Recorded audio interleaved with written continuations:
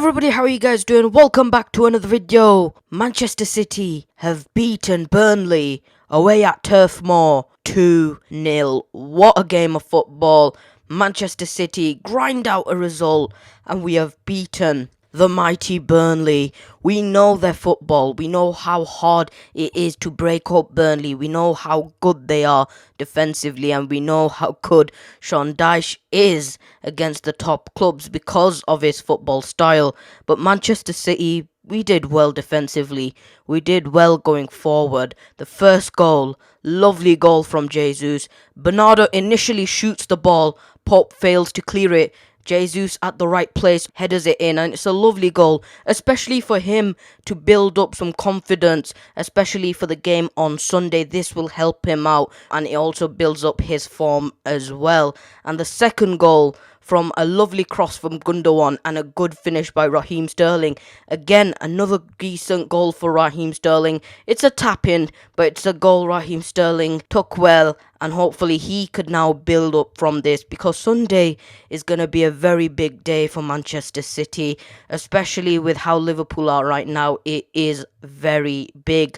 Sterling, he had some really good chances. He did miss a few one-on-ones, but overall he did decent. Mahrez as well on the other side created some good chances, and he did very well as well. Burnley had two players marking him all game. I don't know why. Maybe they do fear Mahrez a little bit because of his record versus them. But apart from that, Mahrez did standard, really didn't make a mistake or anything. The midfield played really well. Gundogan and Bernardo both played well. Both defensively they were good, and going forward they were brilliant.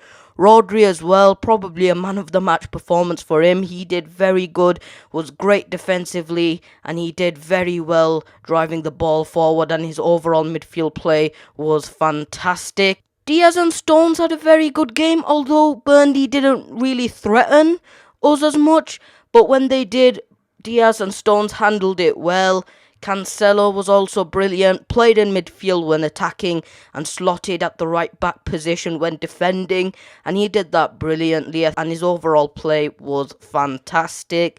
Now Laporte played well at left centre back or left back, wherever you're putting him in that back line, and he did brilliant as well. And I think this determines that Laporte will start at left back versus Liverpool. Did well all game and never put a foot wrong. So this is really good for him. It will be good to see if we can play Laporte in that left back position, and maybe we may not need to buy a left back in the summer if it works, but I still do think City will go and buy a left back, because I just think we will. I think there's going to be a few players that might be going, and we might bring in a left back. But Laporte, look, we know Laporte is going to play against Liverpool because of Salah and because of how good Salah is. I knew Laporte would play, but Zinchenko came on. He did decent as well. He played more in the midfield role, but I think Zinchenko would be our normal left back. But I think for this Liverpool game, Pep tested out with Laporte,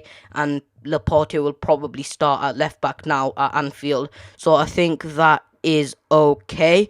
It's now for Manchester City to maintain this form and confidence, especially in this busy month where we'll be playing Liverpool and we're going to be playing Tottenham. This month is going to be a very hard month for us. We've got an FA Cup game and we've also got a Champions League game as well. It's now time for us to be consistent in this form, and it's also to maintain this confidence in our team, because we have been brilliant in our last 10 games.